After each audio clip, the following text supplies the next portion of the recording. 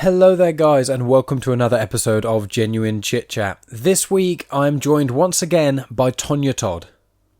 Now if you tuned in last week you will already know that Tonya came on the show and we spoke about superheroes a lot.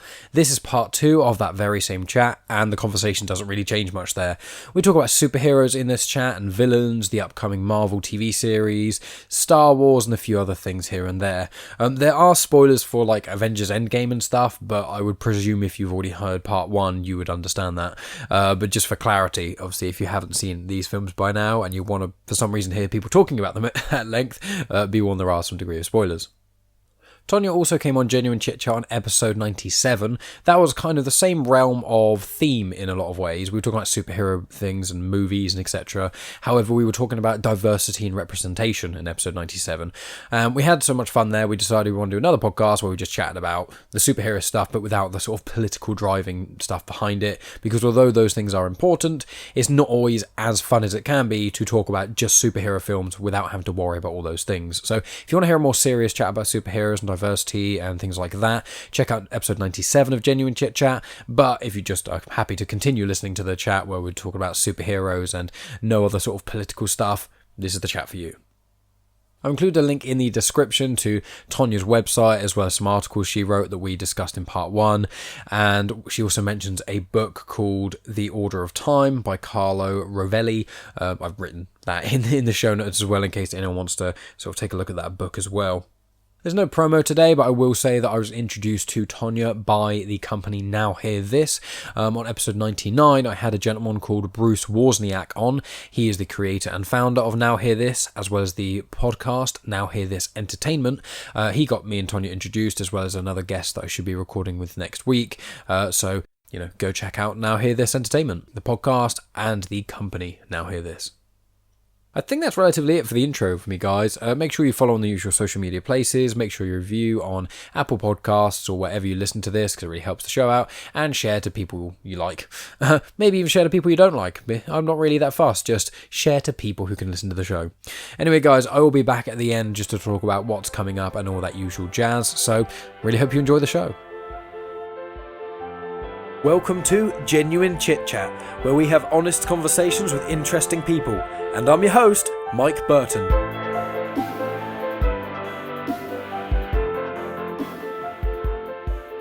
And what are your thoughts about the upcoming variety of series? With you got I think WandaVision, Loki, Falcon, and the Winter Soldier.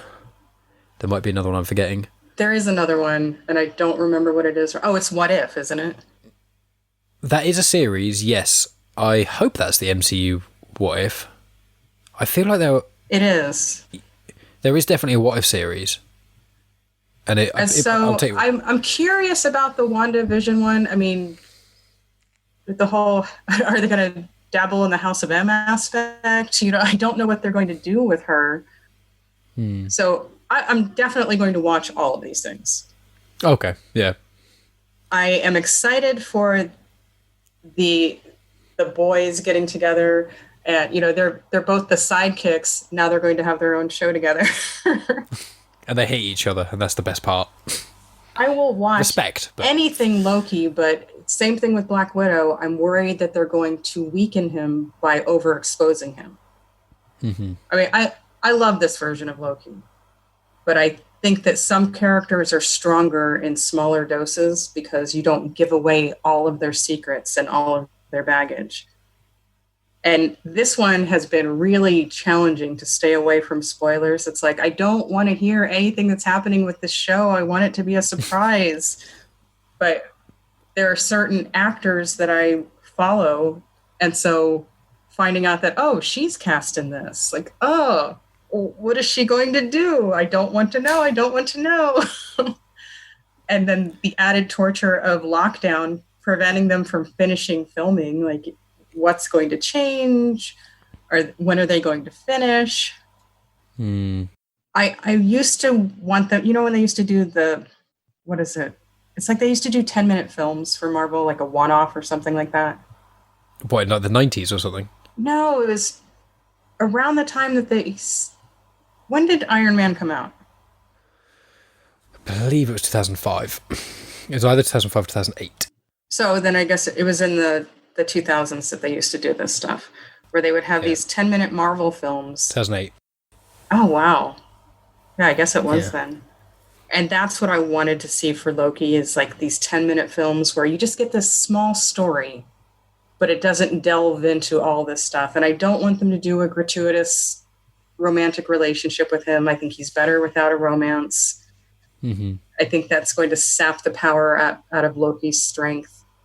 Now, I would like to see a romantic element if it's Lady Loki, because Loki is a bisexual character. They don't reference it very much. And because he's a shapeshifter, he is the ultimate gender fluid character. That's a good point. So I would be interested to see how the male version maybe reacts to someone the female version falls for. Ah, interesting.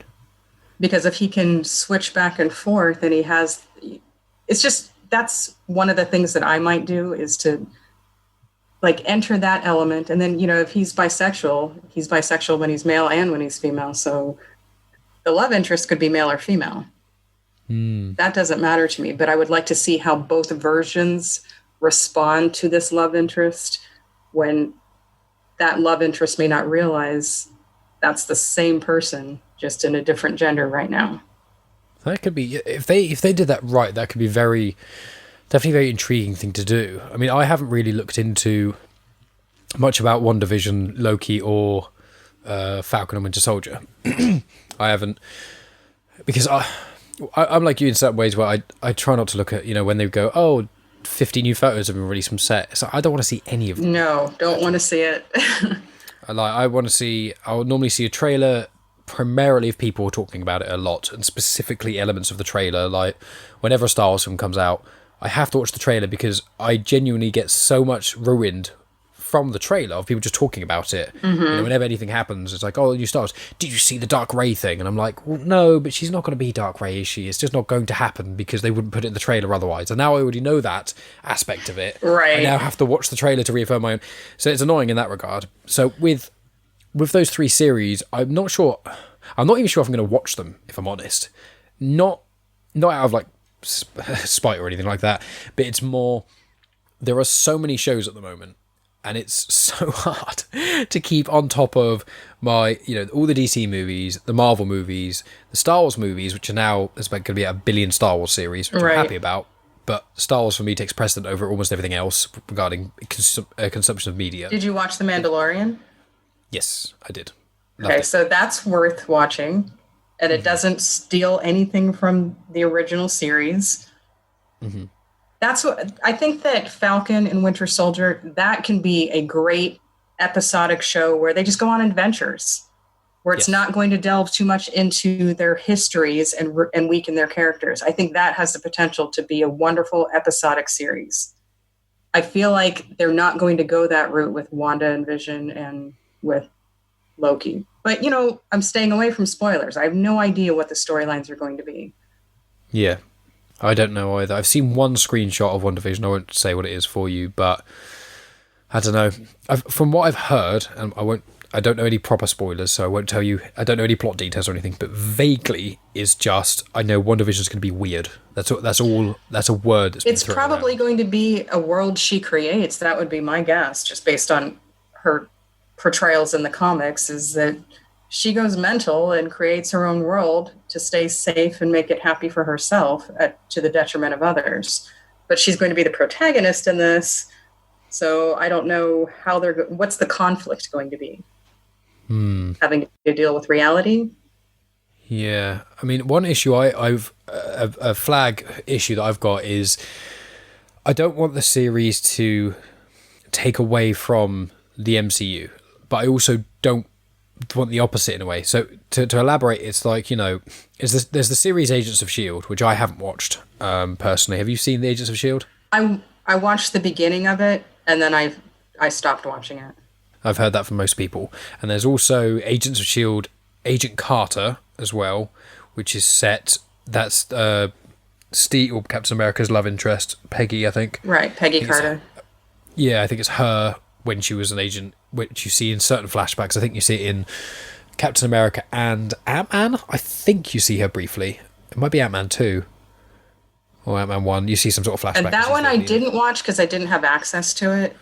Yeah, and then I know Ghost Rider gets in it at some point, but I haven't seen those. But from what I've heard about them, and people say they do kind of just trail off, but there's so many episodes and there's so much filler that it's just too much content. Right. Like, I don't want a monster of the week. I want there to be an overriding storyline with these episodes in it.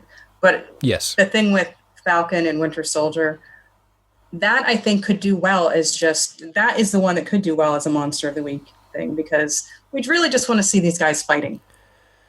Yeah. And developing a friendship as they go along.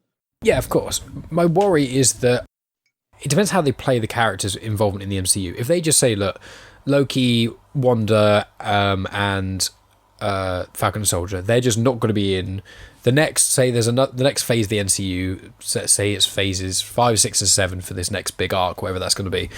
If they said that none of those characters are even going to appear at all, either until the very last phase or at all, mm-hmm. then I'd be okay with it. And what I don't want to happen is there be a film that comes out. Oh, that you can't understand if you didn't watch the television series. So yeah, exactly. But I also don't want the opposite, which is I don't want what Agents of S.H.I.E.L.D. I heard from a lot of fans of it. They basically said the problem is that it built up a storyline, and then something big would happen in an Avengers movie, and it would the storyline wouldn't be able to continue in the way that I think the showrunners may have wanted initially. So they were always playing catch up to the MCU because that's the big films. Mm-hmm. And there's essence of that in certain Star Wars content, but it's not too much. And I worry about that being, because when you want to have this giant universe, you want everything interconnecting and stuff. But right, and you want it to fit. Yeah, but you don't want it to make it so tightly fit that you have to read and consume everything to make things make sense, but you also want things to be able to stand alone. And I think what the MCU have done in this regard is fine, but I think Agents of S.H.I.E.L.D. has suffered. And I don't want Falcon and Winter Soldier to come into it and then them suddenly be completely different people, and you'd be like, who the heck? Why are they acting like this? But right. If they don't do that... What, they're married? When did that happen? That would be incredible. They've got a little kid as well, they've adopted. Right. Oh. But, and I don't want the show to then be weakened by not being able to push the boundaries. The worry is nothing bad, truly bad, is ever going to happen to Falcon or Winter Soldier. Because in theory, right. and unless they've already said we're not having them in the MCU at all for the foreseeable future, neither of them can die. And that is a big problem with prequels as well. It's like, right. As soon as you do that, you just go, well, if they're ever in any danger and it's just the two of them, you know for a fact they're going to get out fine. That was part of the problem with Captain Marvel. It's like, we know all these characters survive. Like, there's no tension. And she's overpowered. And, the big problem is this overpowered character could have more power. Oh, wow. But you're the biggest fan of Captain Marvel. How could you say that? I had I didn't have high hopes. I had very low expectations, but there was that kindling of hope that please prove me wrong and make this a good film. And it doesn't matter how incredible the actors are. It just was not well written. It was not a good film. They had all this music in there that was after the time that they were doing. And if you realize that, you're not paying attention to the story. They put holes in the MCU. Like, that is not what happened with the Tesseract. That negates other things that happened. And there's no explanation for it. Like, not possible, people. And then don't even get me started on Nick Fury's eye. I'm interested now. What is it? Because for the whole MCU, it's been such this build-up of what could it be, or there's mystery around it. And it's just something that's so pathetic and silly. Like, oh, really? They're keeping that. They're keeping that, No. I thought it was going to get scratched, and then it was going to heal up, and then it was going to be something happened after the Captain Marvel stuff that made him get his eye, and you still don't know. But, right. Yeah. It would have been better to just tease like you thought it was going to be this, but no, it wasn't. No, they gave you exactly what you thought it was going to be. There's no surprise. Good stories need surprises. Did you read any of Captain Marvel comics? Like, I'd never even heard of her until the end of Infinity War when I was with a mate and we watched the post-credit scene and he was like, oh, that's Captain Marvel symbol. And I was like, who, sorry? And I had to look up who they were from the end of Infinity War. So I had no So I had seen her in cartoon versions first. Yeah. So animated versions. And I wasn't a fan then. It's like, oh, she just thinks she's so amazing.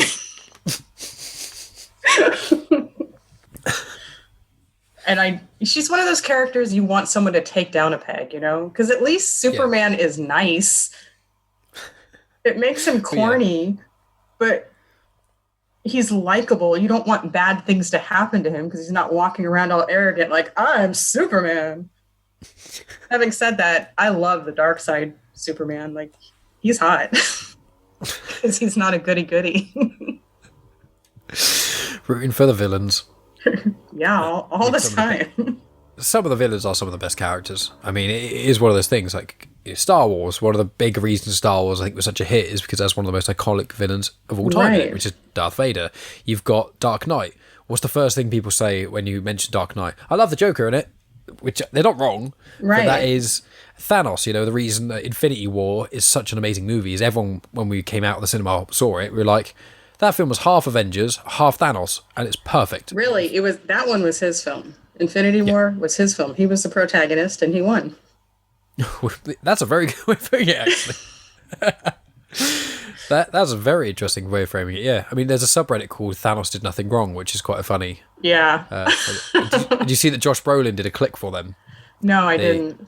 They contacted Josh Brolin, or someone did, or he caught wind of it, and he did this thing. It was last year, I think now, or time. Right, time is just ethereal. But essentially, they managed to get Josh Brolin, and he just did like a little Snapchat video of him, and he said, "Okay, Reddit," and he clicked, and when they did that, they banned half of their followers on Reddit.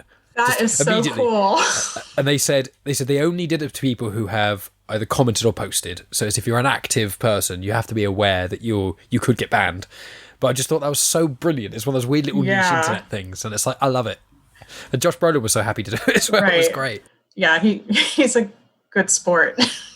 Yeah. What are we talking about? We're talking about villains and Captain Marvel. And I heard some rumblings. I can't remember if we spoke about this before, but I heard some rumblings that Brie Larson had some demands for Kevin Feige and the Marvel creative team, and that she got apparently all of her demands met for the next phase of the MCU, which that has to be taken with a pinch of salt. I don't know what that could necessarily mean, but I know a lot of what she wanted, which this isn't necessarily a bad thing, is a lot more equality, mainly gender equality and things like that. Once again, obviously I'm not a bigot, I'm okay with that, but I worry is, what's the term? I think it's affirmative action almost, where it's like you kind of skip a step instead of being like, let's create these nuanced. I think we spoke about it before a bit, where it was like, you want complex characters. You don't want stereotypes, because if you just bring in loads of stereotypes, you'll be actually not helping at all. Right, you're causing more damage. Yeah, but I know that I think from what I've heard, once again, is that Captain Marvel's basically going to be the Iron Man of the next phase of the MCU. So I had not heard that, because when I see those headlines, I steer clear of them because I don't want spoilers about what's to come. Do you think was that a spoiler for you? Yeah. Okay, I won't talk about it anymore. I'm sorry. It's more of a rumor than anything, but I think I understand the place where she's coming from, but since I don't know what the demands are, I can't have an opinion on them. No, I don't know what the demands are either. It could just be, I want more women and marginalized people behind the scenes. It could be something like that and have nothing to do with the storylines. Yeah. I mean, if you don't know anything about this, I'm not going to keep asking you if you know things and spoil things, I promise. I will ask you if you don't know about this, I will not speak about it any further. Do you know anything at all about the next Thor film? Yes, I know anything at all about it. I know. Well, your fans know that there's a spoiler warning, right? It's like, I don't even want to say it. I don't want to spoil it for anybody. I know that Jane is supposed to be the next Thor. Mm-hmm. That was the thing I thought, but I was like, I don't want to spoil it for you just in case. So it would. And I wonder, how do you have a Thor movie without Loki? Well, how'd you have a Loki series without Loki? Well, that's because it's the version that went back in time. Is that actually what it is? That's my guess. He took off with the Tesseract. That opens up the door for him having it. Like, my guess is they're going to start with the version that took off in Endgame, the one that grabbed the Tesseract and disappeared. I did wonder about that, but I thought, when I saw that bit, I was like, either I'm dumb and I've missed something, or this is so complex it's gone straight over my head. And it was neither. It was a different version of him. Well, obviously, multiverses in the comic book realm, multiverse, especially in the Marvel and DC, there's so many multiverses and things that does alternate realities, alternate versions of themselves make sense. But I don't know how much ground of that they've gone into in the MCU, if at all, or if that is the first step. I don't know either, and I'm realizing I don't know if this is just something I've made up. This could just be something I've decided is the likely case because I avoid spoilers. I don't know what their plan is, but that's what makes sense to me is there's a Loki series. They killed him off. It must be the version that took off in one of those timelines. Which means that anything there won't affect the current MCU because he's not part of this timeline anymore. Maybe. Yeah. Or maybe he will affect it, and that will be part of the story, that you're affecting the current timeline, and you can't do that because you're not supposed to be here. Who knows? Oh, wouldn't it be funny if he has to go, and then in his new timeline, he has to go and do all the heroic things that the Avengers had to do, because something he did caused such a massive ripple that he ends up, it will destroy universe as you know it. Right. So he has to go back in time and do all these good things that he doesn't want to do to make it so... Oh, that'd be incredible. I mean, I haven't looked into frequently in the comics, he's the reason all these things go poorly, and then he's the hero that saves it in the end. Because, well, I didn't mean for all this to happen. I just wanted this to happen. Because as smart as he is, he's also impulsive. Yes. Yeah, definitely. I'm just like, because I remember that scene in Endgame. The thing is, I love when time travel gets into things and it's done tastefully, but sometimes it I know they do address it fairly standard in Endgame, but you get the whole paradox thing, which is the standard. Once you go back in time to stop something happening, then that version of yourself that thing wouldn't have happened, and therefore that version of yourself could never have gone back in time to stop it in the first place. Right. So then that's when it kind of does the multiverse thing, where things start to kind of splinter off and split. I think that's what Hulk says in Endgame. It's like, our version of Thanos now, we haven't got rid of the other version of Thanos. And it's I'm explaining it terribly. This is what I mean. I only vaguely understand it. Science. Well, I understand science to a degree. Generally makes sense, but when you get into woohoo science, in time travel and yeah, I mean, I love Star Wars to bits, but if you try and make sense of half the stuff that happens in it, you're just going to hurt yourself, because it doesn't. Hyperspace doesn't make sense. It just doesn't. But it's a fun little thing to have in sci-fi movies. It just makes sci-fi films cooler.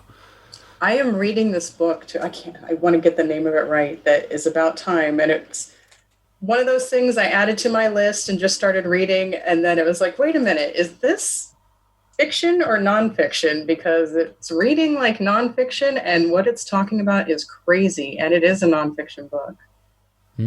It's called The Order of Time by Carlo Rovelli. The Order of Time. What's it about?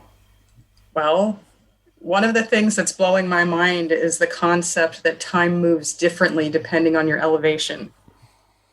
Yeah, I heard about that. I think if you explain it, sorry. Well, I can't explain it yet, and I'm not done with the book. I'm just at the beginning of it.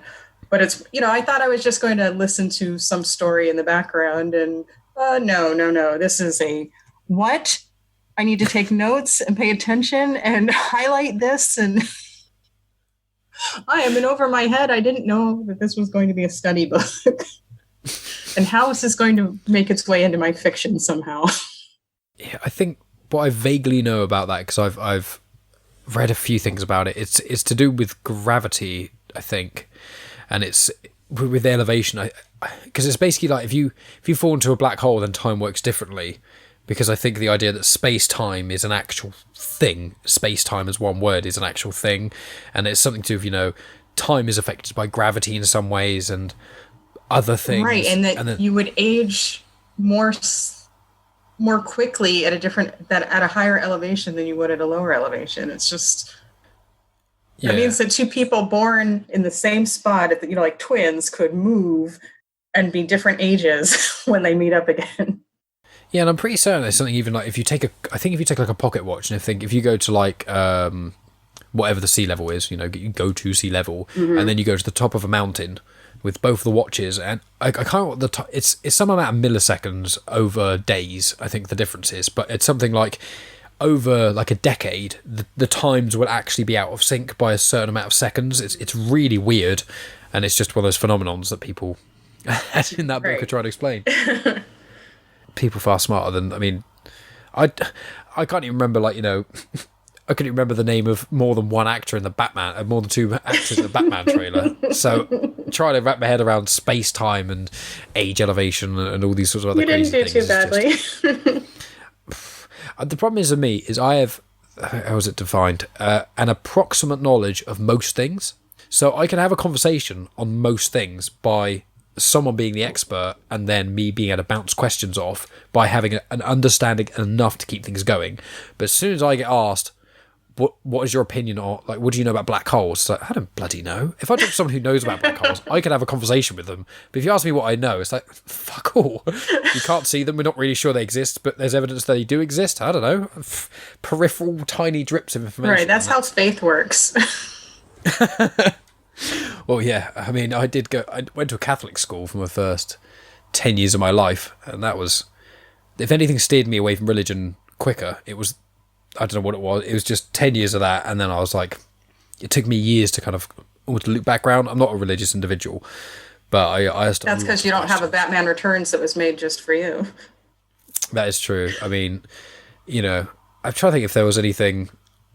They haven't made a Star Wars for me just yet. Not quite. What would be in your perfect Star Wars? Well, a really long lightsaber battle. I was hoping that in Rise of Skywalker we'd have the best lightsaber fight ever, but we just didn't get it, which upset me dearly. So I'd probably say, you know, like a 15-minute lightsaber battle, but with no CGI, like actual, like in Revenge of the Sith, when Ewan McGregor and Hayden Christensen are fighting, and it's done in real time. And you can watch the behind the scenes, and they've actually got these pointy sticks and hitting them with each other ridiculously fast, and it's cut really well. You were my brother. Well, yeah, I mean, I do love that film. So even those bits, there are definitely flaws. I can't say I love Attack of the Clones as much as I love Revenge of the Sith, but I think that there would have to be that wasn't an attack. That was letting you know I know that moment. No, I'm not saying you're attacking me. It's okay. I don't want to come across as defensive when I talk about prequels. I'm just always ready to go. Yeah, but that is one of my favourite scenes in any movie ever. Is when that whole scene on Mustafar, from Padme getting off the ship and talking to Anakin all the way to the end when Obi-Wan leaves him just burning on the pile. That whole sequence is just, love it. So I for me, the perfect Star Wars film, it would be a really big lightsaber battle. I keep saying battle, fight. I absolutely love when films get dark. And Revenge of the Sith, for me, is the darkest of the Star Wars films. Obviously, kills children, so it's pretty dark. I know. Within 10 seconds. Like, how is that your first move? I know. It's mental. His first move should have been to kill Jar Jar. That would have just pleased all the fans. It would have been the right move to make for the character. And it wouldn't have been like, wait, he took the dark side oath and killed children, like, first? Like, he didn't even have any qualms about it? No, it's just Sidio's told me to go and show no mercy. Okay, so I'll hunt down and kill children. So you probably could have left the clones to do that, let's be fair. Right. There's some unarmed 8-year-olds in a room. Do you ever watch Robot Chicken? I keep meaning to because it gets referenced so often. Well, it's hilarious and it's for nerds. And there's this one moment where they have Anakin come back and say, I killed all the younglings, and Palpatine's like, what? What? They were children. Like, you killed them? They were young. We could have trained them to be on the dark side. Like, what were you thinking? Oh, that's amazing. I keep hearing it, Robot Chicken get referenced, and I keep meaning to watch it, but it's just... I think I'm going to get... Most things I watch now I have to watch with Megan, because, you know, we live together, and we're dating, so it's kind of life. But it's like, if you live together, I think you're beyond the dating point. Well, yeah, I mean, dating is... Well, we're boyfriend and girlfriend. We've been dating for like 2 years, but, you know, it's basically... We're in between dating and engaged, because we're not engaged or anything like that, so it's just... I don't know. Why is that, Mike? Why is that? Because we don't have a house yet. She knows the answer. There's nothing. I've said to her, as soon as we get a house, like, we're saving up. Once we get a house, then dogs and babies and weddings, all that other jazz, that will then come more to the forefront. It's like we need to save money, get a house and buy one because we're just living in a rented flat at the moment. And I said, once we've bought a house, once we are living in the house, free game, everything else. So she knows. Sorry, I didn't mean to put you on the spot, but you just left yourself open for it. Oh no, it's fine. Unfortunately, one of my biggest problems is I have an answer for almost everything, which some rehearse, some not. But that one is okay. I have a question for you. Go. Who's the latest Catwoman? The latest Catwoman was Zoe Kravitz, if that counts. It does. I just want to see if you remembered. Yeah, technically it's Anne Hathaway, if we're being specific, because the movie hasn't come out yet. So, or if you want to get really, really specific, I'm pretty sure that the Catwoman in Arkham Knight or Arkham City, I think that game came out after Dark Knight Rises. So it would actually be that one. I'm certain it did come out after that. Yeah, I'm pretty certain that Asylum came out between Begins and Dark Knight, and I think City came out after all three, because I think Arkham Knight only came out recently.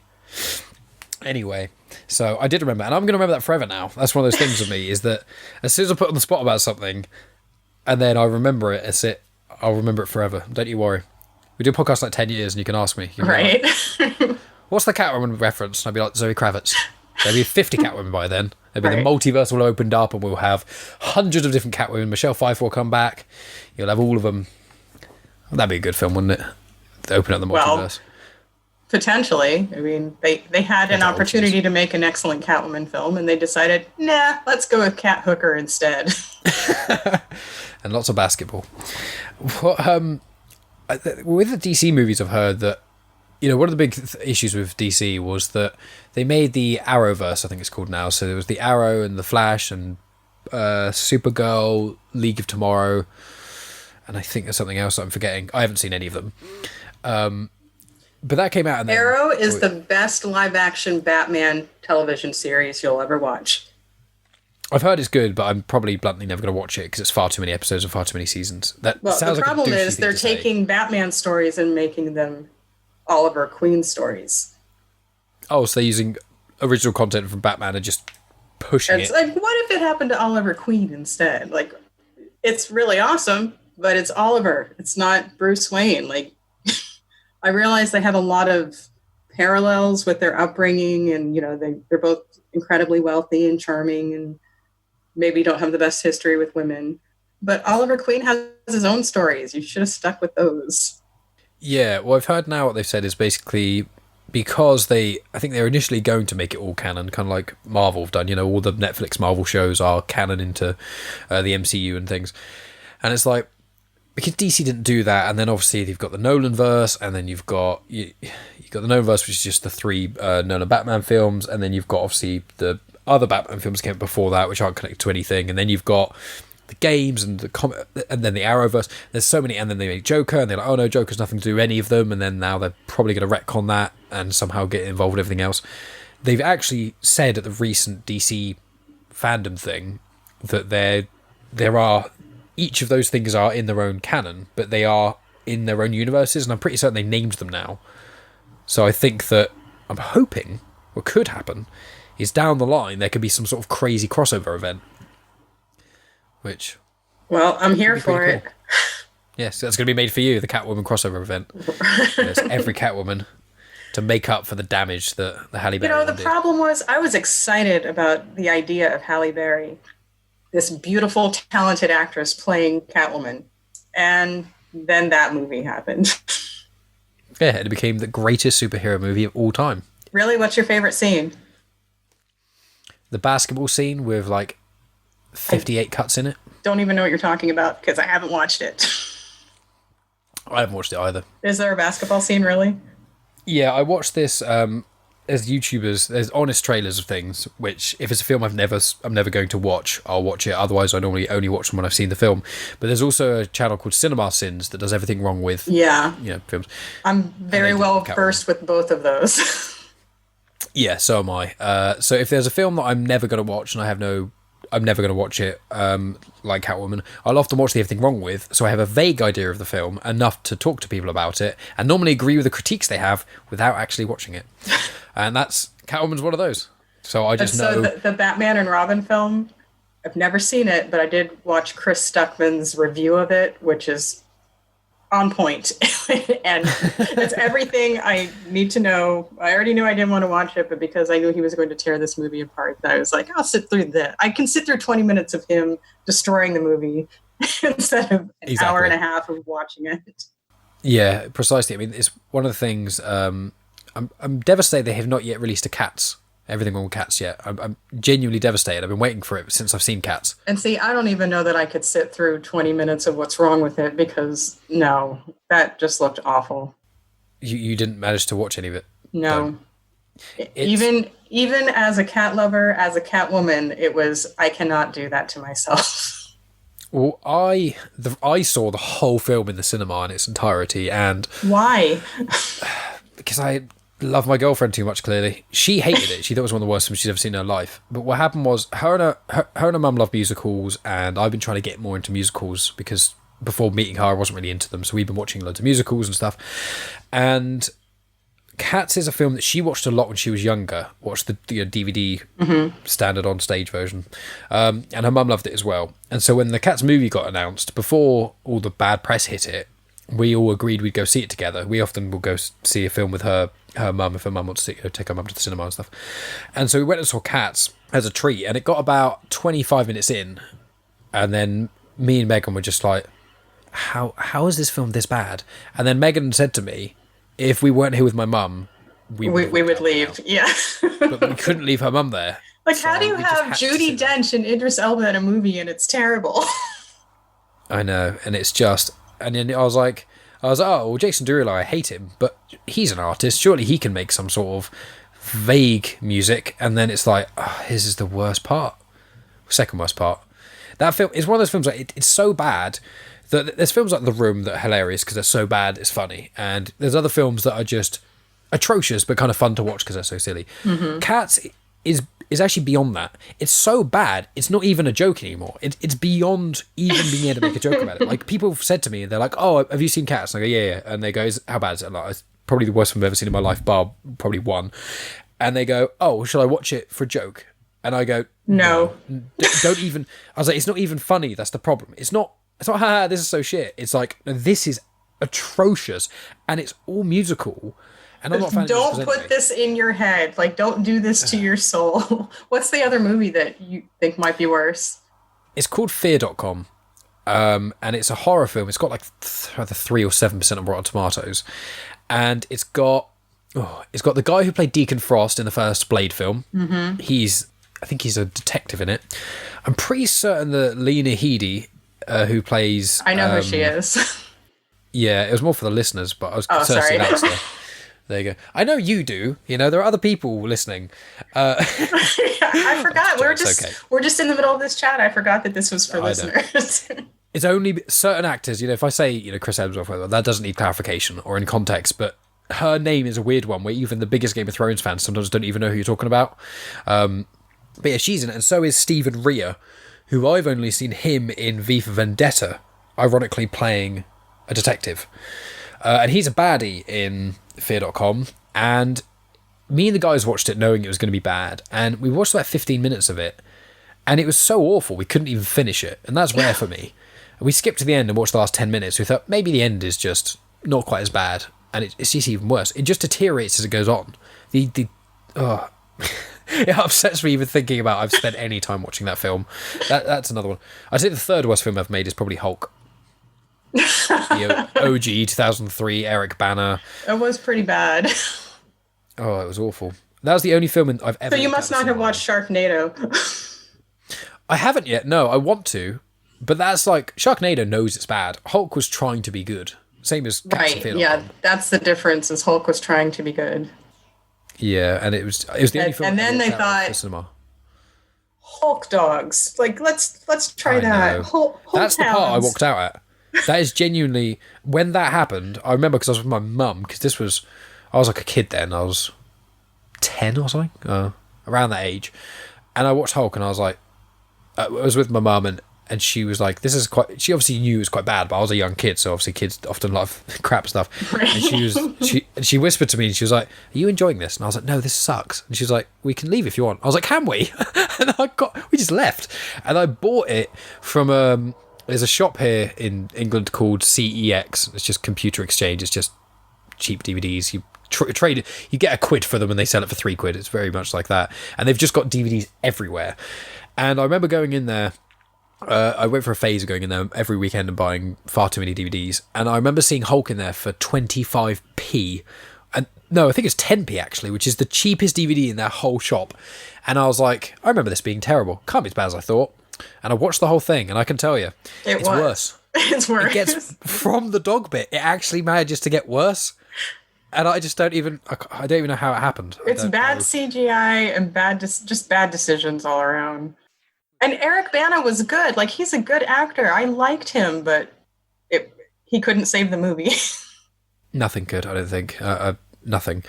But it's funny because around that era, you've got, Spider-Man came out, and that's held as one of the best superhero films made, and it's cracking.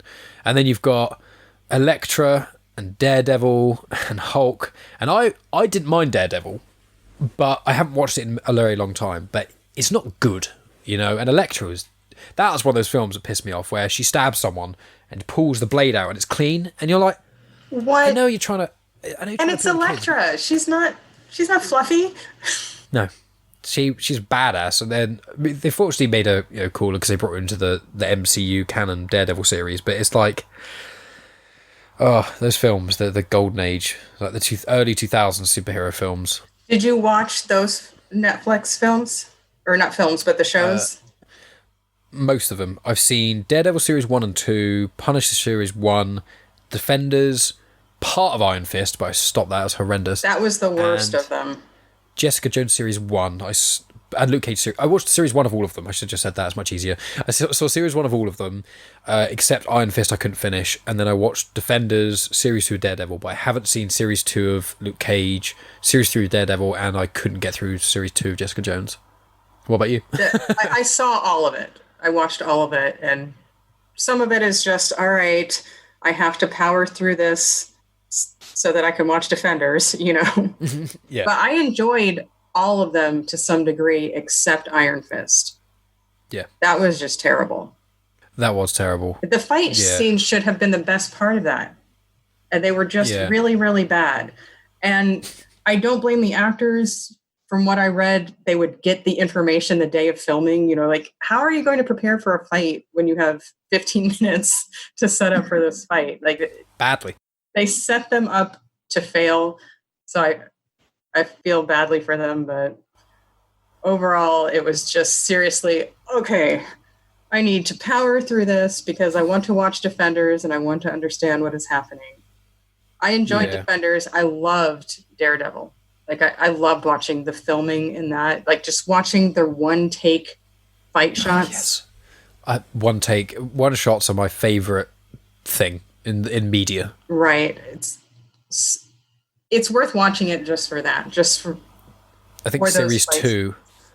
Yeah, in Series 2 when he's with Punisher and it's the stairway where I think him Punisher have a fight and then they're just going down the stairs and the camera just turning and you're just watching the whole thing. It's so well done. And it's one of the things the MCU movies are lacking in. And so much I love a lot of the action scenes, it annoys me in a lot of the Captain America ones where it's like, aim for the punch, cut as it's about to connect, and then cut, and then cut, and then cut. And it's like, just have a couple of people who are trained martial artists. Yeah, you can have Steve Rogers kind of have his back to the camera or whatever, but have it so that it's at least more than 1 second between cuts, because it gets too much. Whereas you get Daredevil and you get a one shot, and you just get, there's a film called The Raid 2, and that has one of the coolest one shots ever in it. The Raid is just, have you ever heard of The Raid? No. They're Korean martial arts films directed by a Welshman, and I think they got pretty high reviews as well. The Raid and The Raid 2. The plot is very thin, but the guy... But it's fun to watch. Oh, yeah. Well, funny enough, the two guys in the first Raid are actually in Star Wars as a little cameo. But it's Aiko. The main guy in it, he's like a trained martial artist. So he's actually all the people in the film are actual martial artists. So when they're doing fights, they're realistic fight scenes, and they don't cut because they pull their punches slightly, or they do make impact. And there's one scene in one of the films, I think it's in a prison yard or something, and the camera's just there, and it's there for, I think it's like 5 or 6 minutes of just people fighting with no cutting at all. Love that. So I assume you watched Old Boy, right? Yes, I love Old Boy. So the hammer scene, like the hammer fight. Yeah, exactly. Yeah, that scene, I'm pretty certain, influenced what happens in the raid. Oh, really? That scene where he gets out the door and it's just a corridor full of people. That I'm pretty sure is a very big influence for the raid, because that's exactly what I was thinking of when I thought of the raid. Both in my mind was parallel, was the raid and that Old Boy scene. Obviously, the original Old Boy. I've only seen the original. I didn't see the Americanized version. No, I didn't bother. I didn't need to. There's no need for that, is there? All these silly remakes. The Old Boy is a classic. It's such a good, amazing film. You don't need to remake it. What you should do, okay, special trick here, make a HD version of it and release it on the cinema again, make another trailer maybe, and just tell people it's out, and you'll get loads of money for that, because people like me or you will be like, yeah, I'll go see Old Boy in the cinema again. What a film. And you take your mates who haven't seen it, instead of spending hundreds of millions on a remake no one has ever asked for. Exactly. It's all profit at that point. Exactly. People need to listen to me more when it comes to filmmaking. Some millennial in England, that's what they need to do. But yeah, I realised that it's getting towards the end now, so I'll leave momentarily. You're very generous with your time. But I was going to say the Star Wars film, I was going to say, my ideal Star Wars film, big lightsaber battle, fun droid companion, probably a sassy one, like C-3PO, but better. You know, K2SO, probably from Rogue One, is pretty on point. Darkness to it, so probably a character going evil. I love that sort of thing, or an evil character go good, either or. But also getting more in depth about the Force, like just weirdness. Like in the series and the comics and stuff, it goes into weirdness of the Force and all kinds of craziness, and I just like that. I like pushing the boat out and getting crazy with things, rather than just sticking with what's safe all the time. I'd much rather a film took wild risks. That's one of the things I appreciate, I suppose, about the prequels more than the sequels, is that the sequels are all quite safe, except Last Jedi, but the 7 and 8 are quite safe. And they're fun, but yeah, whereas I found the prequels took a lot more risks. And although Jar Jar was a horrendous risk, and no one should ever take that again, I feel like the payoff at the end of Revenge of the Sith, for me, is worth all the crap from the other films. Even the horrendous love scenes in episode 2 between Anakin and Padme, that when I was a kid I used to skip through and had it on VHS tape, and just none of that, no love, just space wizards fighting. So even the sight of Natalie Portman in that dress, you would skip it just because the dialogue was boring? Well, the dress itself, when I was a certain age, before I even really understood why Natalie Portman was attractive, I would skip all those scenes. When I understood the form of a woman, I would then skip the scenes up to the part when she's in Geonosis, because she wears that white top thing. And I can't remember who told me this. I'm sure this can't be true, but it might be. Apparently she didn't wear a bra in that scene because George Lucas said that there's no bras in space, which I'm sure he didn't say that. Yeah, like, I doubt that. Because surely if he did say that would now be some sort of outrage culture thing. I mean, even then it would be, it's not really the right thing to say. I've never heard that. And I don't remember if she was wearing a bra in that scene. I do, and she wasn't, but, you know, I want to clarify, we sounded like such a little perv when I was younger. Star Wars for me, for full clarity for anyone who doesn't know, I have no feelings of arousal to any part of Star Wars. To me, it's like, even Princess Leia in the bikini, when I watched that, I was so young, I was like, oh, it's a lady who's badass with a giant slug. My brain just didn't...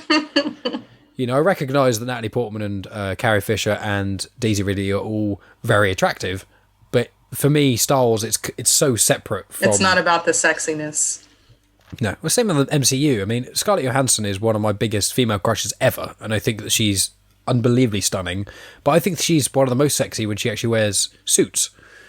But like, I've seen, if she has a suit on, ooh, kills me. But when I see her in Black Widow and loads of tight stuff, I'm like, well, she looks cool, but that's Black Widow. Okay, she's badass. Yeah. So I've got that weird disconnect. I'm not saying I do it with all. I don't know. There's every once in a while you get a shot of her from behind, and it's like, I don't know if that was intentional, but it got my attention. the way I would describe it always a lot of the time is when I see Black Widow from behind, I'm never like, that shouldn't be in it. How outrageous. And I'm not just talking about her behind. I'm talking about her shape, the whole hourglass of her in the outfit from behind. I just realized it could sound like I'm just talking about her butt. I'm not. I was. I think she has an excellent ass. Oh, yeah. But I was referencing the whole behind view. Package. Yeah. I've said it before, because I remember when Megan Fox was like, everyone was obsessed with her being in everything. And when Jennifer's Body came out, and I think I haven't seen it, but she's in her lingerie a lot and that sort of stuff. And I remember, this is when I was a teenager, and a lot of the guys were like, oh my God, have you seen Jennifer's Body? Megan Fox is on it, blah, blah, blah. And I've always kind of had this mindset, and it makes it sound like such a tool saying it, but it's like, I watch films for them to be good. Like, there's something called the internet, and you can find many naked pictures online. If I wanted to see a woman who looked like Megan Fox naked, I would just go do that. Like my idea of eye candy in a movie is great cinematography, Well, yeah, but on the same token, I'm never going to complain. If I saw a scene where Scarlett Johansson is undressing and she's in lingerie, I'm never going to complain about that being in a film, because I am a heterosexual man, so seeing that makes me happy. But I'm not going to watch a film for that. Whether or not that part is in the film is irrelevant, It's not what draws you there, but that doesn't mean you don't appreciate it when you see it. Yeah, 100%. Like, I'm very happy that she is Black Widow, because she's a very attractive and sexy woman, and that's obviously part of Black Widow's appeal is because she can trick guys. She can be that spy. She can be the Red Sparrow, almost, I think the term is. Like Russian sleeper agent who sleeps with men and then kills them, whatever. So I do appreciate that, but it's not a big deal for me. But we'll wrap up now, because you've been very generous with your time. Are there any final thoughts before we close this up? No, this has been really fun and a nice break from all the negativity in the world. I enjoy just chatting about movies that make me happy. Well, that's good, yeah. And apart from my atrocious hosting, which I'm sure when we next chat, I'll be a lot better with... he assumes there'll be a next chat. Oh, shots fired. When you're a big star, I'll shit talk you on the internet. That's what I'll do. I'll record this part and I'll be like, Tonya Todd, you don't know. And I will write the most awesome Star Wars scene and not invite you to the premiere. That would absolutely destroy me. I would never do that. Good. I'm never going to... Or I'll invite Megan. Just invite her, and then she just goes off. It's like, oh yeah, I'm going to meet all the people. Somehow Mark Hamill's still alive. Go meet him. It's like, no, the best would be to write this awesome scene with this 15-minute fight scene, and then have them break out into song. They break out, and then the crossover, cats come into it. And then it's... But yeah, I just want to clarify, don't ever watch Cats. I mean... I have no intention of doing so. It's not worth the 2 hours. It's genuinely not. As much as I love Judi Dench, and I would have said I'll watch her in anything, probably not this. No, don't do that. But yeah, I mean, we'll definitely have to do this again sometime. Next time I'll have maybe a bit more plans and notes and stuff. But yeah, let's have a structure and decide what movies ahead of time. I did have a vague idea before we started, but I don't know. Sometimes it's fun. I had a nice compliment a little while ago, and someone said to me, one of the things they like the most about my podcast is that I'll have a couple of footnotes, but if people go on tangents, I don't rein them in that much, which is a nice compliment. Obviously, certain interviews there has to be subject matter, but ones where I'm more familiar with another individual, it's a lot easier for me to just, back and forth and stuff. But that's what makes it genuine chit-chat, is that it's not a structured conversation. It's let's just see where this leads. Exactly. And there's some of the, and most of my most fun conversations are ones where I don't really plan much. I just chat with someone who's cool. So that's what today was. So thank you so much for coming on once again. What I'll do is I'll include a link, the blog posts that I didn't read. I'll put them in the show notes. I've made a note about that, so everyone else can read them. Okay, and for the record, don't report me for using photos that I don't own, because it was before I started learning about blogging and all of that. Okay, so that's the disclaimer. You got to make sure, guys. Support Tonya Todd. She's brilliant. And I've put a note as well, The Order of Time, the book as well. So I'll put that in the show notes as well. But aside from that, it's been a pleasure, and we'll stop this conversation now. Thank you. And that's the end of the podcast. Thanks as always for tuning in, guys. As I said in the intro, be sure to check out Tonya's website in the description, and check out episode 97 of Genuine Chit-Chat, where Tonya and I had a more politically fueled superhero discussion. Me and Tonya have also discussed her coming on the show again. It won't be quite as quick as it was last time, because obviously this is episode 101, and when she was on it was 97, so it was a pretty short space of time and things. But we have got plans to come on again and maybe have Megan in the show as well, so we'll kind of go from there. But just so you know, this isn't the last that you've heard of Tonya Todd on this show. Coming up, I have got a podcast recorded with a gentleman called Jared Speed that I'm very excited to release.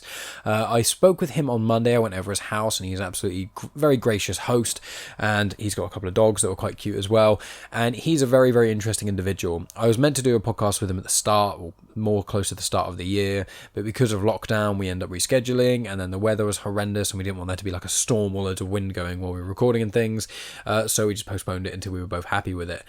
We had a really good chat. I'm definitely going to have him on again, and he basically owns a float lab, which if anyone listens to Joe Rogan, you'll know what a float lab is. Essentially, there's flotation tanks, also called isolation tanks. You go in a body of salt water, it adjusts to your sort of general temperature. The pod closes, so you can't see anything, you can't hear anything, you can't almost feel anything, and you have this incredible, relaxing experience. We speak about it quite a lot on the podcast. It may be the next one I release, or it might be one after that, because I do have a podcast recording with a gentleman who I was connected to via Bruce Wozniak of Now Hear This, who's the same individual who introduced me to Tonya Todd.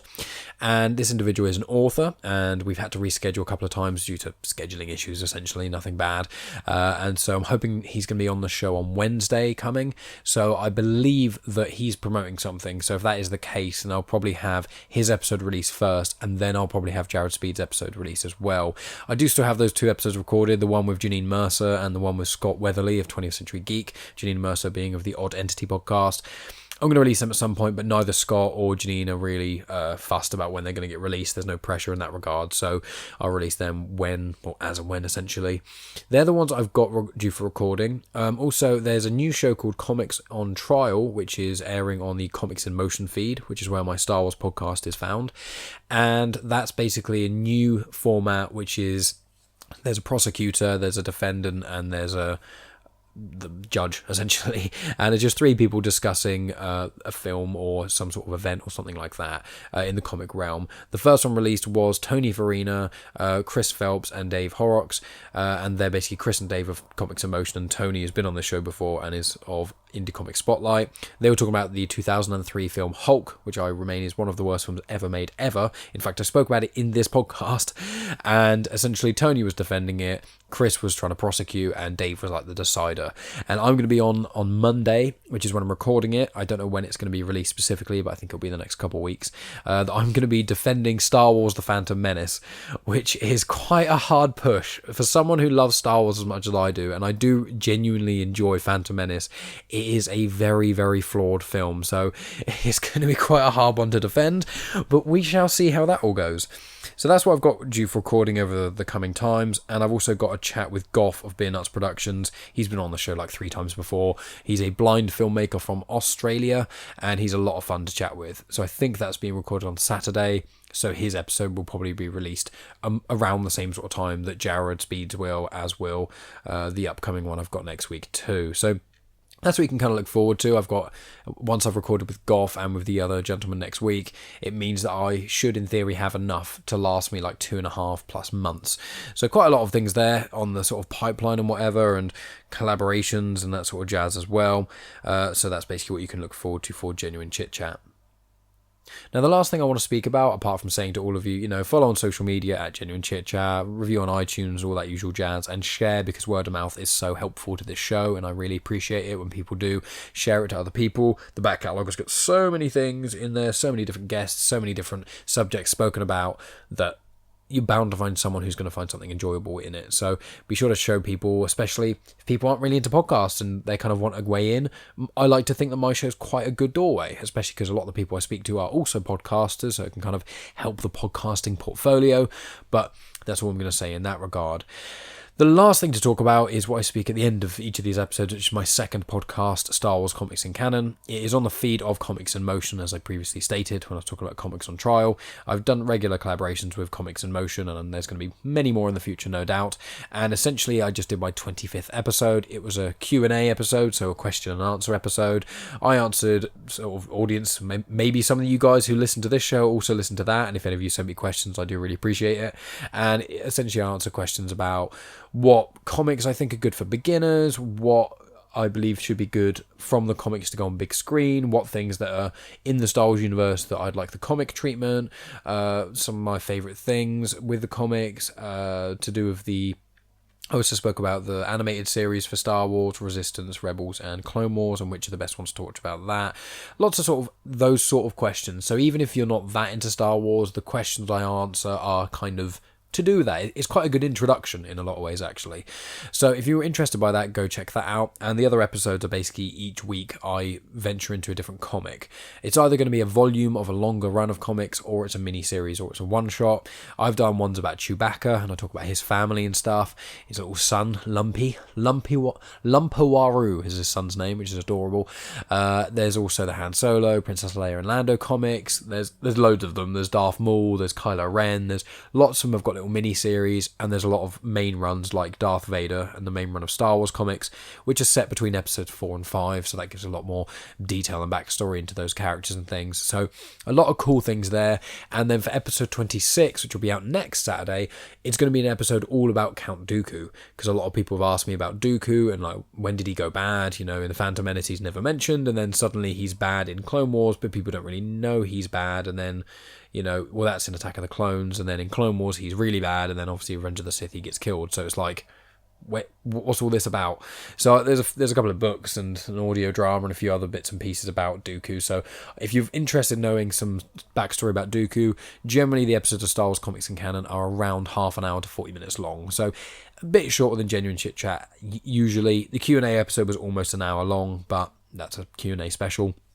All the other ones are more sort of bite-sized things. So I just talk about the narrative of the comic, connections to other things, and then normally give little bits of profile about characters. So like the Chewbacca comic the start of it, I spoke about Chewbacca, his age, his family, lots of little other fun facts about Chewbacca before doing the narrative side. But I just kind of talk about what happens in the comics to a degree. They're great if you want to read the comics and read along with it, so I connect all the dots and things a lot more, especially with other comics. Or if you have no interest in reading the comics, or you can't afford to, or any other reason you don't want to read the comics, it's a good way of me explaining the narrative of things without you having to fork out all that money or spend all that time. So that's my other show, Star Wars Comics in Canon. Really proud of it. I'm happy I've hit the 25th episode. I've been doing it for now like half a year, which is basically since the start of COVID, so that's interesting. And I'm really proud of it. Any of you guys who want to go over there and listen to it, I can see the numbers are growing and growing and growing, which is always great to see. But I really appreciate anyone checking out this show and anyone checking out that show. You know, it means the world to me, and it's one of the many reasons I keep on doing it. So thanks to all you guys. Just random milestones of Genuine Chit-Chat being the 100th episode, which is around the 152nd release or something, and Star Wars Comics in Canon being the 25th episode. So 3 years of Genuine Chit-Chat, half a year of Star Wars Comics in Canon. Let's hope to increase that many, many more years to come. So that's going to be it from me, guys. Thank you so much for listening. As always, I really, really appreciate it. And I'll talk to you guys next week with not quite a mystery guest, but we'll see who I end up releasing.